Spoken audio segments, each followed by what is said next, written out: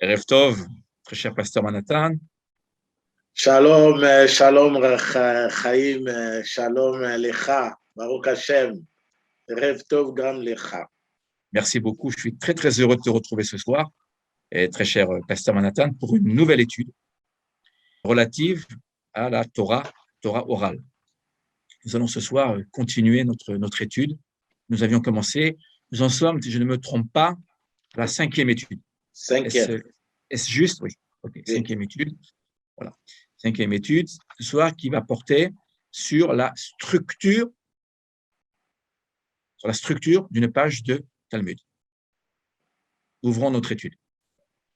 Donc, ce soir, comme nous l'avions dit dans le passé, lors de notre 4e étude, nous allons étudier donc, la structure d'une page de Talmud, à savoir la composition d'une page de Talmud. Et comme nous allons le voir, est une page complexe, extrêmement complexe. Donc, ce soir, je vais essayer, autant que faire se peut, d'expliquer la structure, la composition d'une page de Talmud. Nous avons à gauche, ici, une page de Talmud. Pour les besoins de notre étude, cette page est coloriée. Le colorié, nous avons différentes couleurs. Nous avons ici, tout à fait, nous avons ici, au milieu de la page, du rose, du orange. Sur le côté, nous avons des couleurs bleues. Et tout à fait, sur les bords de la page, nous avons ici du jaune, ici, du jaune, voilà, et du violet sur la page interne. Alors, ce que je voudrais que nous comprenions, c'est la structure. Que voyons-nous? On voit qu'il y a un découpage. Nous remarquons qu'il y a un découpage flagrant qui sera mis en valeur par les couleurs, en fait. Il faut bien comprendre qu'une page de Talmud se présente comme cela. Ah, voilà. Ici, voilà. Ça se voit très, très bien. Une page de Talmud classique se présente de la sorte. Tout est noir, bien évidemment. Tout est noir, et si l'on ne connaît pas la structure d'une page de Talmud, l'on est incapable de lire le texte, de le lire et puis de le comprendre, puisque le but, c'est de comprendre. Donc, voilà. Je rappelle à nos auditeurs et spectateurs, je rappelle que le noyau même d'une page de Talmud est composé de la Mishnah et de la Gemara. Très bien. Nous l'avions étudié dans le passé. Ouais. La Mishnah, composée par, Manhattan, composée par qui la Mishnah? Les Tanaïm. Les Tanaïm, d'accord? Les Tanaïm ont composé la Mishnah, très bien. Et la Gemara, ce sont les Amoraïm. Les Amoraïm, très très bien. Alors, ce qu'il faut bien comprendre, c'est que le texte, voilà le texte, ici. Bon, le texte central, l'on doit le découper en deux. Ici, en deux. J'explique. Nous avons là, en rouge jusqu'ici, en rouge, nous avons le texte de la Mishnah. Puis, en dessous, toujours au centre, nous allons prendre la couleur verte, nous avons la Gemara. Comment le savons-nous? Si on regarde bien le texte, nous avons là, on va l'entourer. Oui. Oui, Gimel même. Exactement. Gimel même, qui veut dire Gemara. Bon, je vais tirer une flèche pour que nos amis puissent voir. Ici, d'accord? On a là.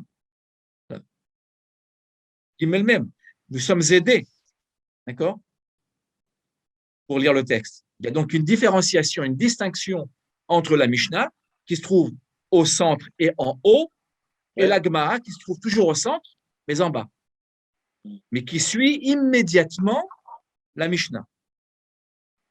Et les deux, donc, forment ce qu'on appelle le Talmud. Le Talmud. Bon, c'est ce que nous étudions. Mais Chaim, c'est comme si la Mishnah occupe seulement une petite partie en haut. Je ne sais pas si… Exact. Là, dans ce cas-là, oui. Dans ce cas-là, et c'est une très, très bonne remarque, tout à fait. Pourquoi?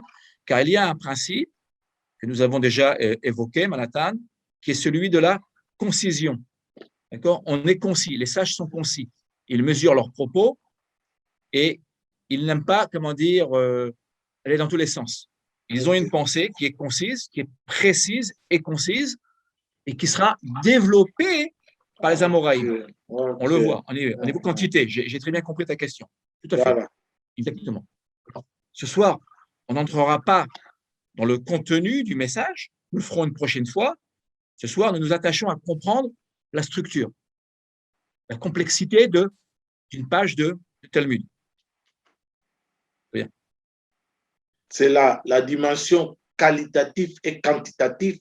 Exactement, exactement, exactement. Tout à fait. Très bien. Donc, la page que nous avons sous les yeux est une page classique. C'est noir, c'est extrêmement complexe. Hein. Si je vais prendre le traité de Balachot. Voilà, le traité de Balachot. Si on prend le Talmud, voilà ce que nous avons. Voilà, oui. Exactement ce que nous avons. Comme on ne sait pas où commencer. Voilà, on ne sait pas où commencer. C'est le cas de le dire. D'accord? Car le Talmud est comparé à un océan. Donc, pour être dirigé, nos sages ont donc réduit la pensée à une page. Dans une page, il y a beaucoup d'avis contraires. Il y a toute une discussion qui va s'engager entre les différents chamim, différents sages, mais il faut qu'il y ait de l'ordre, sinon on s'y perd totalement. Voilà. Donc ce soir, ce qu'on va étudier, nous, c'est justement l'ordre de cette complexité. Voilà. Alors, on va regarder cette page-là, après nous irons voir une autre page. Comment commencer? Je vais prendre la couleur rouge, voilà, comme ça on va s'y retrouver. Voilà. Nous avons en haut d'une page, tout à fait en haut de la page du Talmud, ce que j'encadre ici, ce sont les 3 premiers mots qui commencent la page du Talmud. Voilà les 3 premiers mots. Voilà. Les 3 premiers mots, on les retrouve en haut de la page. C'est on peut dire les titres ou… Oui. C'est comme le titre, exactement. Exactement. Nous l'avons dans la Bible, dans le Tanakh. Oui. Bereshit, pourquoi Bereshit? Le titre de la… Oui, du livre. Pourquoi? Du livre. C'est le premier mot qui commence. Ah, ok. Comme le parachat, non? Non, pas tout à fait. Ah oui, le parachat. Oui, la paracha, oui, tu as raison, c'est ça, en fait. D'accord? Exactement, c'est la paracha. Si on dit Shemot, par exemple, Shemot, pourquoi Shemot? Le titre de… Exactement, c'est le premier mot, alors c'est le mot le plus important du verset. Okay. Qui commence le chapitre. Ça, on le retrouve dans le Talmud. Ensuite, on a le nom. On va changer de couleur. On a le nom du traité. Nous rappelons qu'il y a de nombreux traités dans le Talmud, ce qu'on appelle Masertot. Maserhet, c'est un traité au pluriel, Masertot. Donc là, on a Psachim. Tu vois, Psachim, on nous parle de quoi? De Pessah. Pessah. Et même, on a au pluriel. On a 2 Pessah. Ici, ici, c'est intéressant. Et on a, sur la même ligne, on a ici Bet. C'est quoi Bet? 2, non? 2, très bien. Alors attention. Ce qu'il faut comprendre, c'est qu'une page de Talmud est composée d'un recto et d'un verso. Le recto est appelé Aleph et le verso est appelé Bet. On dira de la sorte. Dans le Talmud, il y a un invariant, c'est un invariant. Une page de Talmud est composée d'un recto et d'un verso. Et il faut que dans ces pages-là, nous y retrouvions un maximum de données sur un sujet précis. Voilà la composition basique, on va dire, basique d'une page de Talmud.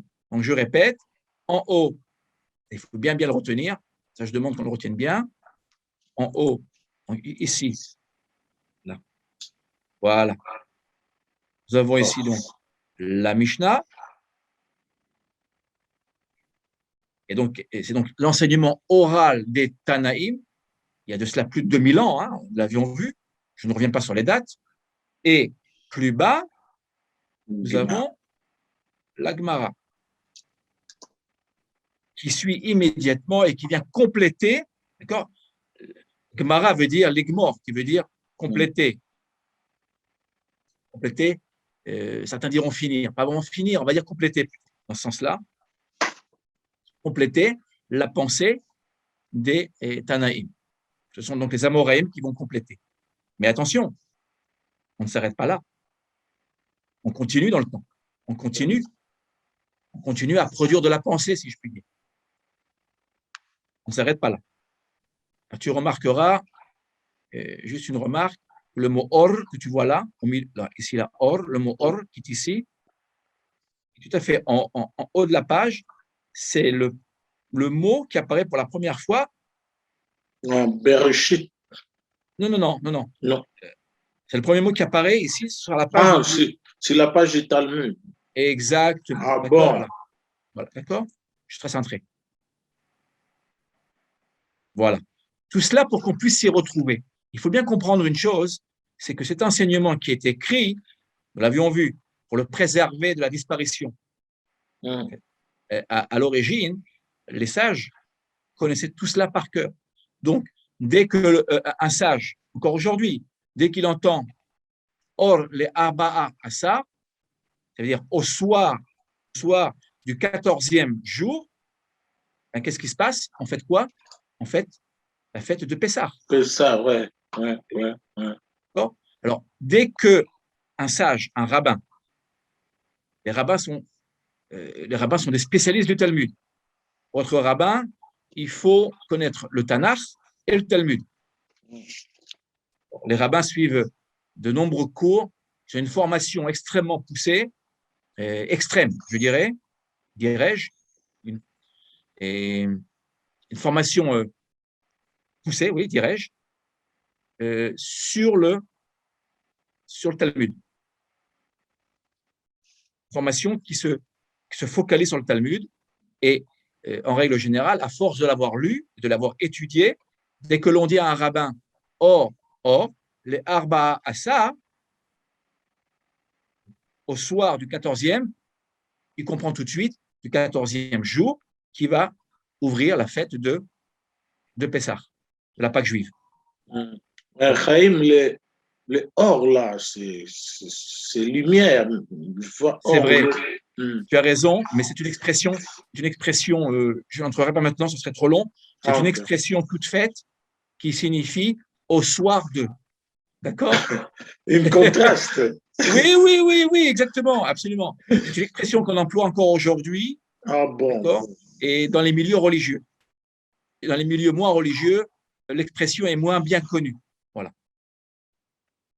Je voudrais rappeler, je ne sais pas si on l'avait dit, que la langue du Talmud était essentiellement araméenne. Il y a de l'hébreu et la langue est essentiellement araméenne. Cela veut dire qu'on doit connaître donc l'hébreu biblique, évidemment, de la Bible, du Tanakh, mais aussi l'araméen du texte talmudique, ce qui complique encore l'étude. Et une fois qu'on connaît l'araméen, ça ne suffit pas. Il faut comprendre la pensée même des sages qui s'y trouvent. Bon. La pensée, donc, il y aura des discussions, des disputes entre Chachamim, Marloquet, ce qu'on appelle la Marloquet. Ok, ça c'est, on va dire, le noyau, d'accord? La Mishnah et la Gemara, qui forment le Talmud. Mais, on ne peut pas s'arrêter là. on voit très très bien qu'il y a sur le côté, je prends mon curseur, à droite, on a encore ici un texte très très long. Oui. À gauche, on a encore un texte très très long. On a encore en plus petit à l'extrême gauche de la page, ce qu'on appelle la partie externe. D'accord. On a encore de l'écriture, des textes ici. Et encore à droite, extrême droite, encore plus petit, encore ici, on a encore ici quelques remarques. D'accord. Alors, comment comprendre tout cela? Pour cela, j'ai préparé, nous allons le voir, une page qui va nous aider à comprendre. Voilà, la page qui va nous aider à comprendre. Donc, je reviens au centre du texte. D'accord? Au centre. On part du centre, toujours du centre. Ce qui est ancien est au centre. Plus on va s'écarter du centre, plus nous nous rapprochons de notre époque, si je puis dire. Ok. On fait un voyage. C'est comme en archéologie. En archéologie, les couches les plus anciennes se trouvent et très très loin dans la terre.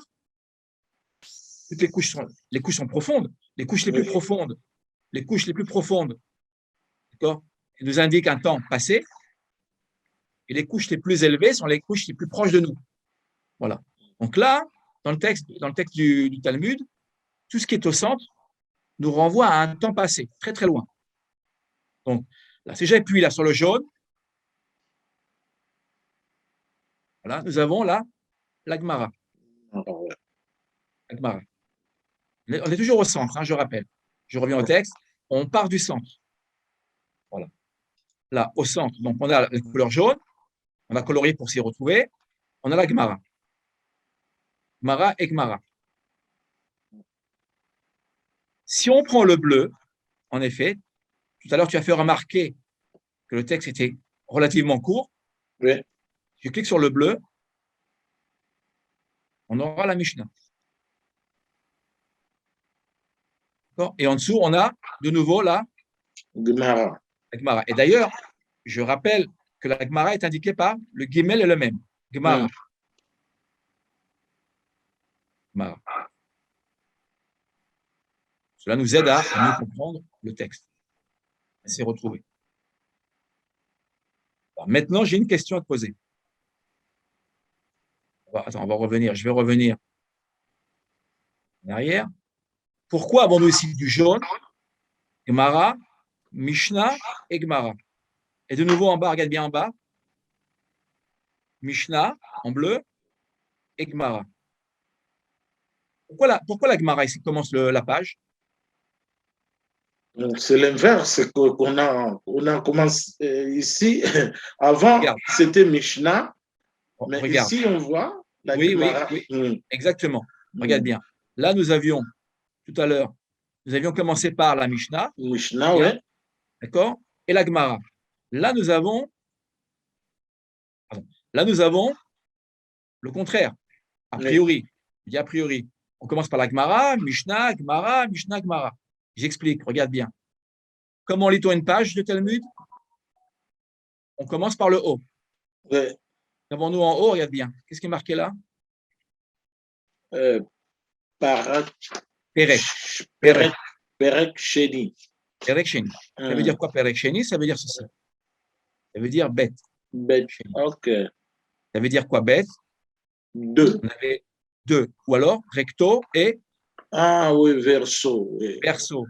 Comme une page, lorsque toi-même, tu écris un texte, si tu n'as pas fini ton texte au recto, que fais-tu? Tu le continues au verso. Au verso. C'est-à-dire que la Gemara qui apparaît là est la continuité de ce qu'il y avait à la page recto. Regarde bien, il faut toujours lire le début, hein? Perek Sheni, Perek Bet. D'accord? C'est le verso. Donc, que se passe-t-il? Ben voilà, on a fini ici. Regarde bien, on a fini. Là où je mets la croix, on a fini le commentaire de la page précédente. Et là, on commence à la Mishnah, on commence une nouvelle pensée. D'accord? Donc, c'est ainsi de suite, on y va. Exactement. Ça veut dire que, regarde bien, ça veut dire que la Gemara qui se trouve là elle se rapporte à la Mishnah qui la précède, bien évidemment. Ça va de pair, ça va ensemble. Tu comprends? Voilà. Voilà la lecture du texte. Maintenant, quand on a fait ça, on n'a pas fini. Donc, celui qui étudie doit d'abord commencer par la Mishnah, la comprendre, et la méditer, puis passer à la Gemara et en tirer les conclusions qui s'imposent. Après quoi, non, et quand on a fini cela, on fait quoi? On veut comprendre le texte et à son maximum. Pour cela, regarde ce qu'on a à droite, en couleur rose. Je vais cliquer dans le commentaire de qui? Le commentaire de Rashi. Je reviens au texte. Très important de savoir. Rashi a tout commenté. C'est l'un des plus grands penseurs de tous les temps, penseur juif de tous les temps, qui a à lui seul tout commenté. Quand je dis tout commenté, ça veut dire quoi? Il a commenté tout le Tanakh, la Bible écrite, et tout le Talmud. Et à l'époque, il n'y avait pas d'ordinateur. Une pensée phénoménale. Au niveau de la mémoire, au niveau de la compréhension, au niveau de l'analyse et de la clarté de l'analyse. Mais dans le Talmud, là, tout était codé. Lui est venu, disons, oui, faire des décodages. Oui, on peut le dire. D'accord? Comme dans la Bible. On va ouvrir un Tanakh pour nos amis. Voilà. On va prendre Bereshit. D'accord? Voilà. Si on prend le texte du Tanakh, de la Bible écrite, de la tradition, de la Torah chez Birtav, la Torah écrite. Les bonnes, on va dire, les bonnes éditions vont nous donner Rashi. Voilà Rashi. D'accord?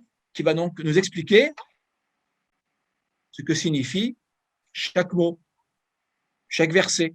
C'est la base. Rashi, on l'enseigne aux enfants. Hein. C'est comment les enfants apprennent Rashi. Ah bon? Ah oui. Alors, quand je dis enfant, ça veut dire aussi adulte. Mais d'abord enfant. Un enfant, on lui apprend à lire Rashi. Voilà. Parce que Rashi a tout expliqué et il l'a fait de manière, on va dire, simple. Je dis entre guillemets parce que rien n'est simple. Mais il n'a pas compliqué. Il n'a pas voulu compliquer. Il a voulu simplifier le sens du texte et lui, généralement, il l'explique de manière littérale.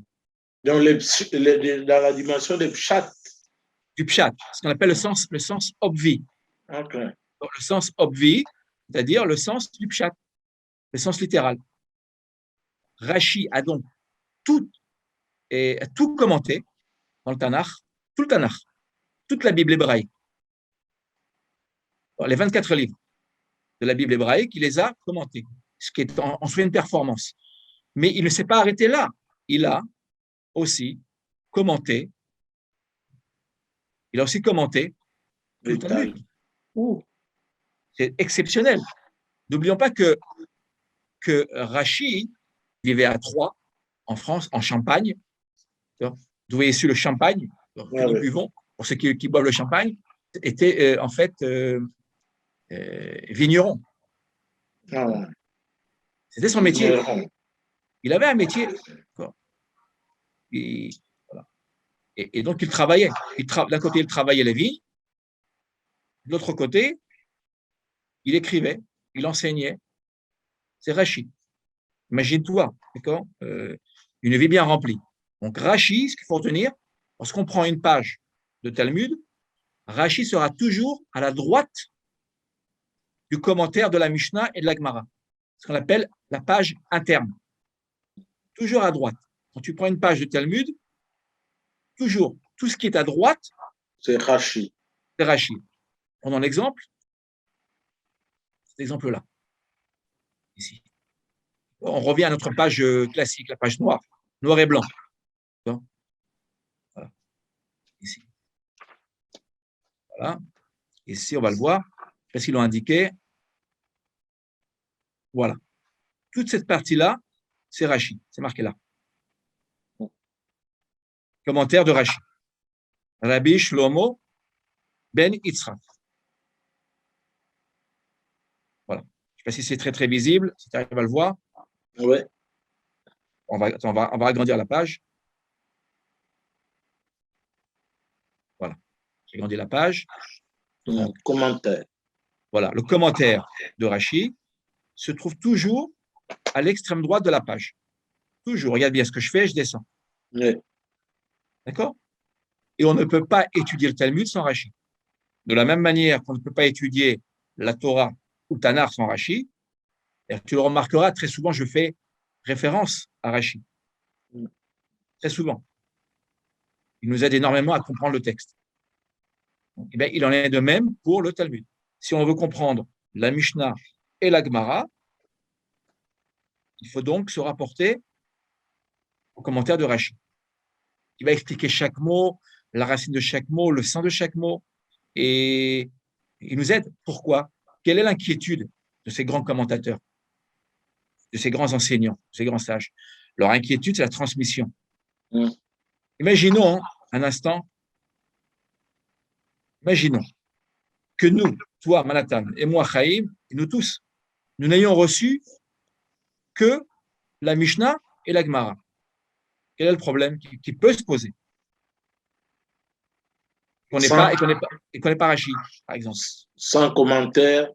Oui. Donc, c'est une lettre morte. Oui, exactement, lettre morte. Exactement. Les commentateurs font vivre la parole. Amen. Exactement. C'est leur fonction, c'est leur vocation. Rashi, en commentant le texte, permet au texte d'être transmis. Imagine-toi, tu as un texte sous les mains que tu ne comprends pas. Ou un texte, je ne sais pas, même mathématique, avec un tas de formules mathématiques, très belles formules, dont tu ne comprends absolument rien. Que fais-tu? Tu refermes. Ça reste une formule. Ça reste une formule. D'accord? Or, le but de ces textes sont avant tout de nous amener à la pratique. D'accord? À la pratique. Comment pratiquer finalement le texte? C'est indiqué là. Maintenant, comment pratiquer? Pour cela, Baruch Hashem, on a de grands sages. Extraordinaire. C'est extraordinaire, bien sûr, puisque aujourd'hui, on a tous les moyens, et je le dirai à la fin de notre étude, tous les moyens pour comprendre cela. Ça paraît être compliqué, c'est très compliqué, mais si on le veut, on peut comprendre. Aujourd'hui, avec les moyens modernes que nous avons, les traductions, et j'y reviendrai dans un instant, on peut comprendre le texte aujourd'hui. Je reviens ici à notre page interactive. Donc, je reviens sur Rashi, ici. Voilà. Et voilà ce qu'ils disent. Tu vois, sans les commentaires de Rashi, le Talmud, dont le style est souvent elliptique ou allusif, c'est-à-dire complexe, hein, codé en fait, si je puis dire, serait pratiquement inabordable. C'est ce que nous venons de dire. Le texte est complexe, il est écrit en araméen, et même si nous arrivons à comprendre l'araméen, cela ne veut pas dire que nous comprenons la pensée de ces sages. Il faut décrypter la pensée. Eh bien, Rashi, le grand Rashi, d'accord, c'est un génie, vraiment, c'est le génie, hein, par excellence. Que fait-il? Eh bien, il va nous aider à comprendre, à décrypter le texte. Je rappelle que Rashi a vécu au 11e, 12e siècle de notre ère et que ses commentaires sont encore étudiés dans toutes les yeshivot du monde, d'accord, dans le monde entier. Les Français sont très fiers et de Rashi, car Rashi est étudié dans le monde entier, qu'on soit américain, juif américain, qu'on soit en Suisse, qu'on soit en Afrique, qu'on soit au bout du monde. Lorsqu'on étudie la Bible, donc le texte écrit et le Talmud, on ne peut pas sans Rashi. C'est le commentateur. D'ailleurs, j'écris encore ce soir un texte sur la Haftara de cette semaine. Je me réfère à Rashi, moi-même. Nous revenons. Une fois que a lu le texte de Rashi, qui nous aura expliqué la Mishnah et la Gemara, nous passons à gauche, la partie verte ici, d'accord, qui est ici. Cette partie verte, nous l'avons là, elle est ici. Tu la vois là, ici, là? J'ai pris une autre page. Oui, oui, oui. Gauche, à gauche, à gauche, cette fois-ci à gauche. Oui, oui, oui. On appelle les Tosafot. Ah, Tosafot, d'accord, que nous retrouvons là. j'ai entendu ces mots-là, Les commentaires de Tosafot. Voilà, Ah, exactement. okay. Tout à fait. Voilà, là, nous l'avons ici, voilà, ici à gauche de la page. Tout cela, c'est Tosafot. D'accord? Donc, je répète, à droite, extrême droite, c'est Rashi, page intérieure. Et plus on se rapproche de la page extérieure, externe, Tosafot. De quoi s'agit-il? D'abord, on va revenir à notre. Voilà, je clique. Ici. Commentaire des Tosafot. Ici, qui veut dire complément.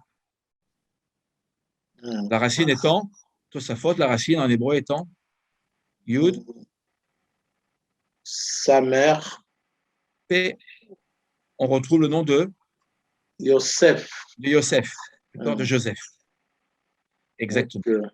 D'accord. Ajouter aussi, ajouter. Oui, ajouter. Oui, ajouter, oui, absolument. Un rajout, un complément. Ok. Tout à fait. Bon. De qui s'agit-il et de quoi s'agit-il? On va expliquer. Attends, j'essaie de. C'est la bonne question. Quoi s'agit-il? Oui. Pour comprendre, de quoi s'agit-il et de qui s'agit-il? J'ai préparé cela. On parle de tosafiste. Tosafiste. En français, en hébreu, nous dirons Ba'alei à Tosafot. Et ici, en français, il manque le Ha. C'est une chaîne construite. C'est-à-dire les sages qui sont à l'origine de ces Tosafot, de ces compléments, auteurs des Tosafot. Il y en a plusieurs. Ce serait trop long maintenant d'énumérer leurs noms, mais il y en a deux qui sont extrêmement célèbres. S'il y a deux noms à retenir, ce sont Rashbam, Rabbi Shmuel ben Meir et Rabbeinu Tam. Pourquoi sont-ils célèbres? À cause des commentaires des Oui, mais surtout parce qu'ils sont les petits-fils de Rashi. Ah! Rashi, oh là là. Oui. Rashi, de par ses filles, a donc eu des enfants, voilà, qui ont suivi sa voie. D'accord? Et donc, tu verras, si tu parles avec des rabbins ou des connaisseurs du Talmud, ils te diront toujours Rashbam a dit, Rabbeinu Tam a dit. D'accord? Voilà. Rabbeinu Tam, c'est Rabbi Yaakov ben Meir. C'est les rabbis Meir, non? On entend parler beaucoup de Rabbi Meir Aya, c'est pas lui, hein? Non. Rabbi Meir sont des noms courants hein, pour l'époque. Mais là, il s'agit donc de deux grands sages qui sont en fait des descendants de Rashi lui-même. C'est-à-dire que Rashi a réussi à transmettre à ses propres petits-enfants, si tu le veux. C'est une affaire de famille, on peut dire. Totalement. Regarde la transmission, d'accord, on le retrouve chez Rashi. Donc, deux noms à retenir, Rashbam et Rabbeinu Tam. Il y en a d'autres, bien évidemment, ils sont très nombreux. Et ces Tosafot, ces auteurs, sont originaires de France et d'Allemagne. Originaires, donc, je le répète, ces auteurs des Tosafot sont originaires de France et d'Allemagne, comme Rashi l'était lui-même.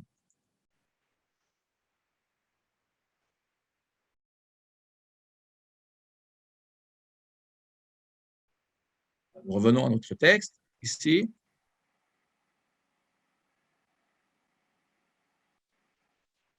Voilà. Même Rachi aussi, il vient de l'Allemagne. Oui, il y a un rapport avec l'Allemagne, tout à fait. D'ailleurs, beaucoup de textes de Rachi sont aussi écrits en allemand, aussi. Tout à fait. Quelle coïncidence. France et Allemagne. Rachi est français, mais il a aussi une influence aussi en Allemagne. Juste. Voilà. Donc, voilà ce qu'il faut retenir. Alors, là, nous sommes passés, regarde bien, nous sommes passés il y a donc 2000 ans, hein, ici, avec la Gemara, pardon, avec la Mishnah et la Gemara. Nous sommes passés chez Rachi et les Tosafot, c'est-à-dire plus de 1000 ans, d'accord? Plus de 1000 ans séparent, à peu près 1000 ans, on va dire, 1000 ans séparent Rachi, d'accord, des Tanaïm. 1000 ans. Et on continue, on continue. On va prendre, cette fois-ci, regarde bien, nous allons mettre cette fois-ci à l'extrême gauche de la page. On sort de la page presque. Ici, nous avons un commentaire, nous avons ici un commentaire de Rabbeinu Hananel, qui est lui un des plus grands talmudistes du XIe siècle. Voilà. Alors, ce qu'il faut bien comprendre, dans la structure du texte, Manhattan, c'est que chaque génération rajoute quelque chose à son temps. La parole est vivante. On ne s'est pas arrêté simplement à la Mishnah et à la Gemara. Bon. On a Rashi, on a les Tosafot, on aura ici, d'accord, et sur la page extérieure, on aura de nouveaux commentateurs, de nouveaux commentaires qui viendront encore enrichir les Tosafot. Et même Rashi aussi. On rajoute. Chaque génération rajoute. C'est ce qui permet à la pensée juive d'être une pensée vivante. Donc,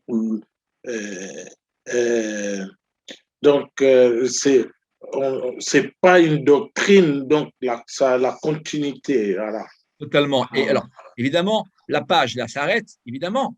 Mais ce qu'il faut bien comprendre, lorsqu'on est dans le milieu du monde des rabbins et de l'enseignement, de la transmission, eh bien, cette pensée continue.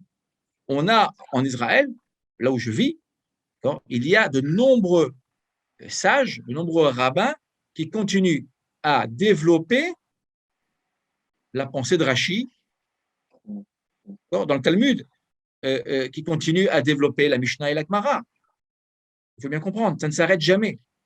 On le fera dans 100 ans, on le fera encore dans 200 ans, ça ne s'arrête jamais. Bon, il y a de nombreux livres, hein. Si tu regardes tous les livres que nous avons dans la bibliothèque, c'est quoi? C'est la continuité de la page. Qui ne peut pas, évidemment, qui ne peut pas grandir à l'infini. Voilà. Mais tu vois déjà, on essaie de mettre un maximum d'informations et de connaissances même, dans un minimum de place. Maintenant, on va arriver au bleu, tout à fait en haut de la page, regarde bien là. De quoi s'agit-il? Ici, pour nous avons un commentaire de qui? De Maïmonide. Ah. Maïmonide, le grand Maïmonide, l'aigle royal. L'aigle. Rambam. Exactement. Okay. Voilà, exactement. D'accord? Ici. Et nous avons donc les livres qu'il a écrits, d'accord? Ein Mishpat Ner Mitzvah, avec toutes les références, d'accord? Et pour nous aider, pour nous aider à retrouver notre chemin. Et toutes ces références-là sont relatives au texte du Talmud étudié. Mais tout est résumé. Et c'est complexe. Hein? Très, très complexe. Là, on nous a aidés. Tu vois, on nous dit, voilà, Maïmonide, on nous donne l'œuvre de Maïmonide en haut, c'est le titre, En Mishpat Ner Mitzvah, œuvre très, très connue. Et on nous dit, voilà, ici, en hébreu, évidemment, écrit. Vous savez l'écriture? L'écriture est une écriture Rashi. Hein? Ce n'est pas une écriture habituelle. Ah bon? Ici, oui. Ici, C'est très, très courant dans le Talmud. L'écriture rachid très, très courante. Et on nous dit, voilà, reportez-vous à telle référence si vous voulez étudier tel point du Talmud. Car Maïmonide a lui aussi, comme Rashi, expliqué le Talmud. D'accord? Ici, évidemment, regarde bien, point essentiel chez Rambam, pour ceux qui connaissent le Rambam, Maïmonide a énormément développé l'interdiction du Avodah Zara, de l'idolâtrie. Donc, il l'explique où? Dans son livre. Et là, on nous dit, voilà, allez voir au chapitre 3, des lois relatives à l'idolâtrie, loi numéro 11. Cela facilite le travail du rabbin, de l'étudiant, du chercheur, du Talmid Chacham. Imagine-toi. Si on n'avait pas ça, il nous faudrait une mémoire, mais hyper phénoménale. Voilà. Là, on a Maïmonide. D'accord? On n'a pas fini. Regarde bien. Voilà, on va finir à l'extrême droite. On revient. Cette fois-ci, Manhattan. Nous revenons à l'extrême droite de la page, après Rashi. Regarde bien, qu'avons-nous là? Des petits mots comme des îlots. Oui, on va voir, regarde bien. Je clique là, regarde bien. Qu'avons-nous? Voilà. Ça, c'est fondamental. C'est extrêmement important. Ah, les massorettes. Massorettes à chasse. À chasse. Chasse, tu te rappelles? Oui, chasse, les chichas d'Achim. Exactement, d'accord? Les 6 ordres. Les 6 ordres. Qui forment le Talmud. Et ça veut dire quoi? Quand je fais en raccourci, je raccourcis. Ça veut dire quoi? Ça veut dire que il y a dans le Talmud des points, des points qui reviennent, d'accord, sur Psachim, sur Pessah. Ce sont des renvois. Ce sont des connexions dans le Talmud à d'autres pages du Talmud qui viendront compléter la page étudiée. Oui. Tu vois? C'est important, en fait. Voilà. Donc, et c'est extrêmement important. Alors, là, on nous parle d'une note, aussi une note du rabbi Ézéchiel Landau, du XVIIIe siècle. Regarde bien, on est parti il y a donc 2000 ans, et là, nous arrivons au XVIIIe siècle. Voilà, il est là son nom, Landau. Landau. C'est un chacham, c'est un sage, qui lui a aussi rajouté un point, d'accord, qui lui est personnel, une note. C'est une note. C'est comme si tu prenais maintenant ton cahier, ton livre, et tu mettais une note, d'accord, en marge. C'est une marge, ici. Voilà. Pour nous, ce qui est important, c'est ça, Massoret à chasse. C'est-à-dire que lorsqu'on lit une page, on la lit, on la comprend avec Rashi, sa faute, etc. Mais si on veut aller plus loin, on va devoir retrouver d'autres pages où l'on complète la pensée. Tout ne peut pas être lu dans une seule page. Ok. Voilà. Ce sont des renvois. Voilà. Qui vont nous permettre de mieux comprendre la page étudiée. C'est ce que j'ai vu aussi dans les évangiles. Yeshua, il parle, c'est comme si il parlait d'une notion, il s'arrête, il prend une autre notion. Exactement. C'est découpé. Exactement. Des notions entrecoupées. Exactement, Manhattan. Ce n'est pas une pensée linéaire. C'est une pensée qui se fonde sur des connexions multiples, de multiples connexions, et ça complique. Ouais. Et tout cela pour revenir au point de départ. C'est ce qu'on appelle une pensée circonvolutive.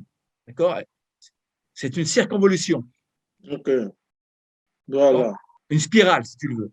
Ce qui complique, parce que on va avoir une idée de départ, puis pour la comprendre, on va devoir courir dans tout le texte, dans cet océan du Talmud, pour finalement revenir au point de départ et recommencer encore. Et en déduire un enseignement, d'accord? Et évidemment, avec des rebondissements toujours possibles.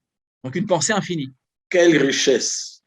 Bon, Et ça, on ne peut le faire que si on a les connexions. Oui, Et donc, oui. la massorette à chasse, elle est fondamentale, ce qu'on appelle la tradition du chasse. Ça, c'est le cœur même de la pensée juive.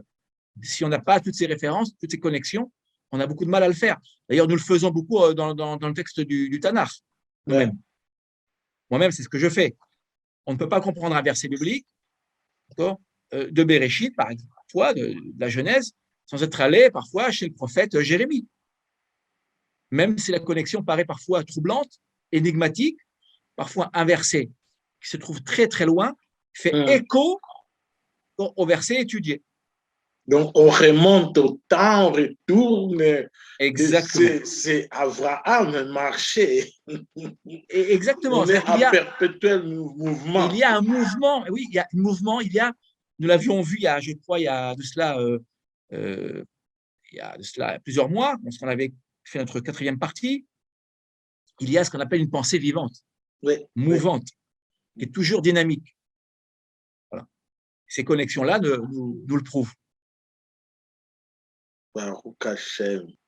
Donc voilà, alors je reviens à la page classique, voilà la page que nous aurons ici. Alors là, nous avons ici, voilà, tu vois bien ici, un commentaire de Rabbeinu Hananel, 10e, 11e siècle. Bon, voilà. Là, nous avons encore d'autres commentaires, toujours. Bon. Plus on s'éloigne du cœur de la page, c'est le cœur de la page, ça s'appelle le cœur de la page. Alors, on se rapproche du 21e siècle. Voilà. Là, on est au 18e, regarde, même 19e, regarde bien. Là, il y a un commentaire extrêmement important, voilà ici, un des plus grands commentateurs du 18-19e siècle, de Rabbi Akiva Eiger. Oh, Rabbi, non.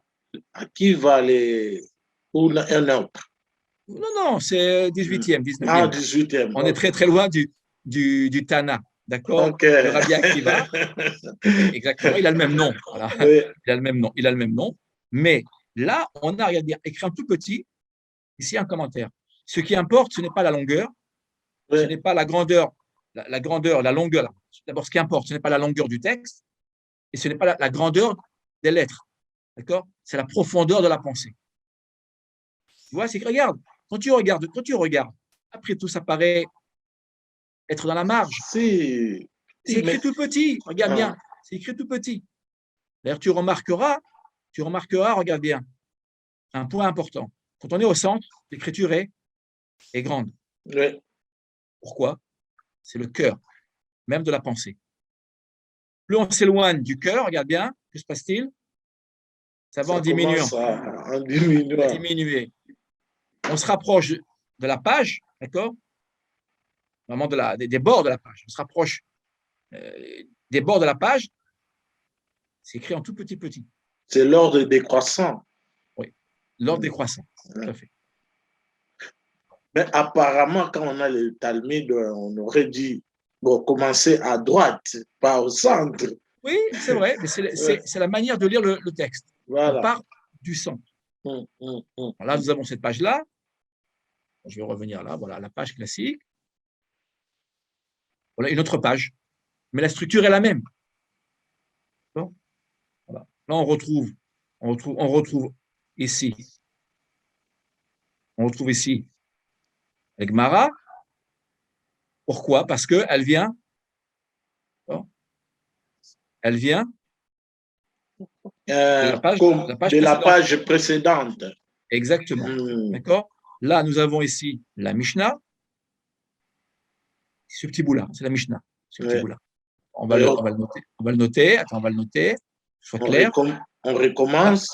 Et on recommence. Voilà, plus bas, la Gemara. D'accord, ici. Tout ça.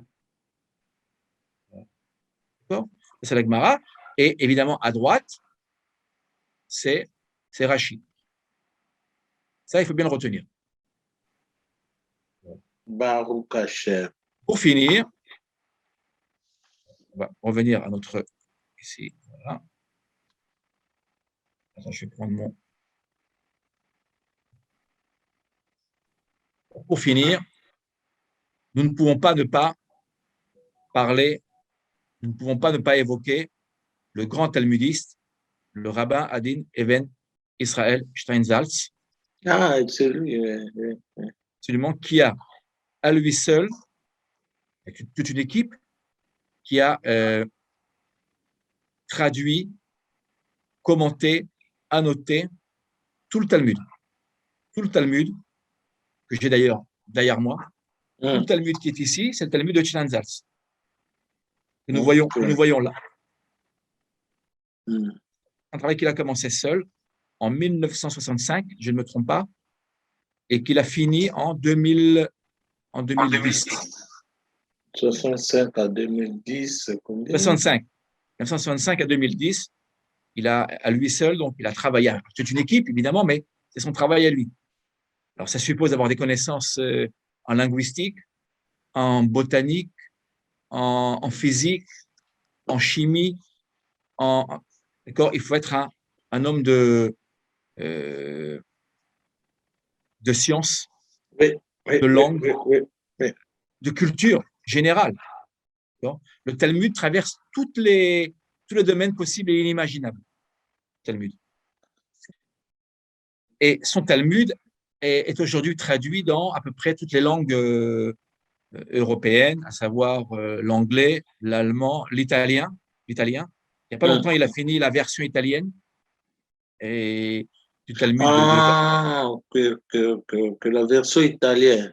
la version italienne, il y a pas longtemps, il y a quelques mois, il l'a achevé, il a clôturé avec son équipe il y a quelques Je mois. ne sais pas si c'est lui qui a traduit aussi le Talmud de Rosh Hashanah en italien. Je ne sais Je pas. ne sais pas, mais en tout cas, c'est vraiment comment dire, un maître à penser. Il est mort il n'y a pas longtemps, hein, il est mort en août 2020. C'est une grande perte et pour le monde juif. On l'appelle d'ailleurs, le Rashi des temps modernes. Car comme Rashi, il a commenté toutes les grandes œuvres fondamentales. Et bien évidemment, tout le Tanakh. Tout le Tanakh est commenté par Steinsaltz. On l'appelle Steinsaltz, le Rav Steinsaltz. Et évidemment, tout le Talmud. C'est une œuvre colossale, hein, colossale. Et il a commencé à l'époque, en 1965, il a commencé sur papier. Hein. Il n'y avait pas d'ordinateur, il n'y avait rien. Et aujourd'hui, on peut, à travers les traductions, on peut retrouver la pensée du Rav Steinsaltz qui a rajouté sa touche, si tu veux, son commentaire, pour que nous puissions comprendre. Moi-même, je l'avoue, je me sers tout le temps Mais de son commentaire. À 65, les computers, il n'y en avait pas. Non, les computers. Il a tout fait à la main au début. Ouais. Oh là là. Et il le dit d'ailleurs, il a eu beaucoup de difficultés pour mettre, comment dire, sur la page du Talmud pour ajouter son commentaire à lui-même. Si tu voyais le commentaire, il rajoute un commentaire. Alors lui, ce qu'il a fait, c'est révolutionnaire. On vient d'apprendre qu'il y a une page, tu comprends qu'un recto et un verso. D'accord? Aleph, bet. Lui, ce qu'il a fait, parce qu'il a rajouté beaucoup de commentaires, ça rajoute au volume de la page. Chez lui, dans sa version du Talmud, c'est qu'il y a 2 rectos et 2 versos. Donc, Aleph, Bet et. Il y a Aleph et Bet, si tu veux. Ah, ok. Aleph, pour une même Aleph, page. Bet, Pour une même page. Il a dédoublé la page, si tu veux. Alors, son commentaire est d'abord en hébreu. Bon, sa langue d'origine, c'était le yiddish. Mais il parlait l'hébreu. Et donc, il a donc commenté le texte araméen traduit en hébreu. Mais un hébreu qui soit accessible à toutes et à tous. Avec des commentaires, des dessins, des reports, évidemment. C'est un puits de science. Hein. C'est un génie lui-même. Il était lui-même un scientifique. Il est scientifique. Et il deviendra célèbre, entre autres, pour son œuvre magistrale, qui est donc le Talmud de Babylone. Il a aussi traduit la Bible, il a aussi traduit et commenté le Talmud de Jérusalem, mais qui est beaucoup plus court. Voilà. Et il a dit, voilà ce qu'on va lire. Il a dit. Est-ce que tu peux lire ce qu'il a dit? Ok. Très longtemps de cela. Je n'ai jamais pensé à ce qui sera écrit sur ma pierre tombale. Cela ne me préoccupe pas vraiment.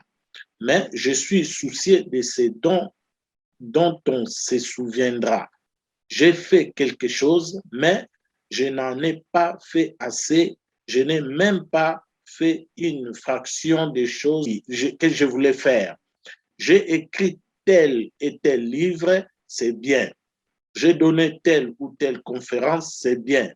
J'ai écrit autant d'articles qu'il y a de sable sur la plage, ce n'est pas suffisant. Qu'est-ce que j'aurais voulu faire? Je voudrais laisser derrière moi un petit arbre qui grandira. Je voudrais laisser derrière moi un petit arbre qui grandira. Regarde la modestie du Ouais. personnage. Il a tout traduit. Il a écrit sur tout. Hein. Il a écrit sur la Kabbale. Et ses ouvrages sont traduits dans plusieurs langues. Et en Corée, en Allemagne et en France, bien évidemment. Donc, des livres vendus à des millions d'exemplaires dans toutes les langues. Et il a dit, ce que j'ai fait n'est pas suffisant. Il utilise le mot petit. À la fin, Oui, petit grandira. oui, oui. C'est-à-dire qu'en fait, tu vois, il nous a au moins laissé quelque chose, et à savoir donc ses commentaires, ses livres, ses livres et ses commentaires. Et donc, moi, comment je comprends cette phrase? Je voudrais laisser derrière moi un petit arbre qui grandira. Ça veut dire quoi? Ça veut dire qu'il espère que nous, qui sommes là encore aujourd'hui, que nous puissions reprendre ce qu'il a écrit, ce qu'il a enseigné, pour le porter à d'autres personnes. Notre rôle à nous, c'est de faire grandir l'arbre. Voilà. Voilà, Manhattan. Ce soir, je tenais à te remercier infiniment, Manhattan. Si tu as un mot à rajouter pour conclure notre étude. Je voudrais seulement dire ce que j'ai compris. Et dans les textes, il y a des fois sont très petits, mais j'ai compris que c'est la pensée du texte qui est vraiment prépondérante. Et je ne sais pas si... Exact, exact. La pensée, alors, et puisque tu en parles, Bezrat Hashem, la prochaine fois, nous ferons une comparaison entre ce qui est écrit dans le Tanakh, la Bible écrite, Rashi Birtav, et nous verrons comment les sages d'Israël ont compris le texte écrit, comment qu'ils l'ont interprété. N'oublions jamais que le judaïsme et des pharisiens, et dont faisait partie Jésus, est un judaïsme qui interprète les textes. Nous sommes toujours à interpréter les textes. Ça peut être une interprétation littérale, midrashique aussi, d'accord, mais ça reste toujours une interprétation. Et nous le verrons très très bien avec les textes que je proposerai, d'accord, avec des exemples vraiment quotidiens. On le verra. Pour ne pas que ça reste théorique. Là, ce qu'on a vu, c'est la structure, la composition d'une page. Ça reste très très théorique, mais nous verrons Bezrat Hashem lors de notre prochain cours. Nous verrons comment les sages ont interprété un texte. Ils ont pris un texte, comment ils l'ont interprété et comment il est vécu, comment nous vivons la parole. Mais Chaim, ce qui m'étonne là, bon, le maître ne parle pas beaucoup des révélations du Saint-Esprit. C'est comme si, je ne sais pas. Si, ils en parlent. Ils en parlent. Ils en parlent, bien sûr. Il faudrait, imagine-toi, le nombre, il y a le nombre de discussions qu'il y a dans le Talmud, c'est infini. On parle de beaucoup de choses. On parle de prophétie, on parle de Ruach HaKodesh. Non, dans le sens que un maître arrive, il prend une inspiration, c'est la pensée aussi, l'intelligence, leurs propres recherches, où il y a aussi le roi Kodesh à l'intérieur. Oui, bien évidemment. Ces textes-là sont des textes inspirés. Les sages, on voit très bien, les Tanaïm. Prenons les Tanaïm, Mais, la Mishnah. Les Tanaïm étaient des maîtres qui pratiquaient et aussi qui arrivaient à produire des miracles aussi, à ce point-là. Ils étaient inspirés, en fait, bien évidemment. Ce sont des textes inspirés, ce sont des textes écrits par des hommes. oui. D'abord, enseignés oralement par des hommes, écrits par des hommes, bien évidemment, mais des textes inspirés, hein, absolument. Et on y parle de tout. On y parle de vie quotidienne, on y parle de comment planter ses graines, quelles sont les bénédictions à faire, quel est le rapport, comment les femmes et les hommes doivent vivre, d'accord, dans le mariage. On y parle de tout. Il n'y a pas de tabou. On y parle de tout, de tout. Et donc, on prendra quelques sujets, on prendra le temps qu'il faut, si tu le veux bien, et on ira voir quelques sujets, et on ira voir comment les sages interprètent. On prendra la vie quotidienne, je prendrai quelques exemples de la vie quotidienne, et nous essaierons de voir comment les sages ont interprété le texte pour que nous puissions le vivre. Parce que finalement, si on a un texte, c'est pour le vivre. On ne parle pas d'une philosophie qui resterait une philosophie éthérique dans les mondes supérieurs. Je rappelle, ça nous le savons, on en a souvent parlé, le judaïsme est d'abord une orthopraxis. Tout ce que nous vivons, tout ce que nous étudions doit être pratiqué. Alors, il y a des textes qui sont plus philosophiques que d'autres, oui, mais en règle générale, ce sont des textes qui nous parlent de la vie quotidienne. Nous avons mangé un bout de pain, comment bénir? Oui. Et il y a beaucoup de détails. Il y a beaucoup de détails, tout est codifié, il y a beaucoup de codification aussi. Ça demande aussi, ils étaient consacrés à l'Éternel, ils menaient une vie de consécration. Bien sûr, tous les sages qui écrivent sont de grands sages, d'accord.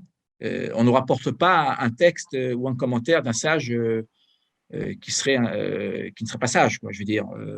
Tu as très bien vu. Voilà. Mais ce qui est important, je crois, de retenir, ce qui est important, c'est de voir que, d'abord, sur une page, on a plusieurs époques. Et que la pensée est toujours une pensée dynamique. Voilà. Chacun y a sa place. Il y a une très, très grande liberté de penser. Il n'y a pas de doctrine, il n'y a pas de dogme. Ça, nous le verrons par la suite, je le montrerai. Et donc, une très, très grande ouverture. Voilà, sur une vision, je dirais, infinie du texte biblique d'abord, et puis un très grand respect vis-à-vis de la vie de l'autre. Voilà. On aurait très bien pu ne rapporter qu'un seul avis. Eh bien non. On a l'avis de plusieurs penseurs, de plusieurs sages, et c'est ce qui fait la force du Talmud, qui est d'ailleurs le fondement de la pensée juive. D'ailleurs, lorsque les ennemis d'Israël ont voulu s'en prendre à Israël, qu'ont-ils fait? Ils n'ont pas brûlé d'abord le Tanakh, la Bible. Ils ont d'abord brûlé les traités, oui, des Talmud, Talmud. Du Talmud. Parce que, mais ils savaient, ces gens-là, comment ils savaient des notions très, très spirituelles, ils sont pénétrés à comprendre. Bien sûr. Si on n'avait pas le Talmud, il faut bien comprendre, et c'est très dur à comprendre parfois par nos amis chrétiens, hein, je le dis en tant que juif, c'est que le Talmud, d'abord, qui est très mal connu, en règle générale, enfin, on en a un petit peu peur, d'accord? On en a peur. Il faut bien comprendre que sans le Talmud, nous n'aurions pas pu survivre à tous les pogroms et aux humiliations des nations. Il faut bien comprendre. Le Talmud contient toute la pensée juive. On a le texte biblique, qui est le noyau, le fondement, évidemment, de notre identité juive, mais ce n'est pas suffisant. On a donc deux Torahs. Et la Torah orale est aussi importante que la Torah écrite. Merci beaucoup. Alors, j'aimerais te bénir d'abord, toi et tous les nôtres. D'accord?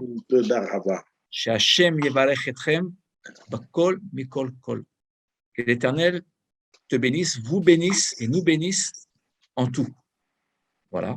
Et que toutes nos entreprises et initiatives soient, comment dire, acceptées par Hachem et qu'Hachem exauce toutes nos prières, voilà, pour le bien de l'humanité. Amen, amen, amen, Amen, amen. Chaim, amen. Merci beaucoup, Manhattan. Toda lecha, Chaim, Et au toda. plaisir de se retrouver pour une prochaine étude. Baruch Hashem. Leitaot. Toda rabba. Shalom, shalom. Shabbat shalom. Shabbat shalom. Shalom uvracha. Toda. Toda. Shalom.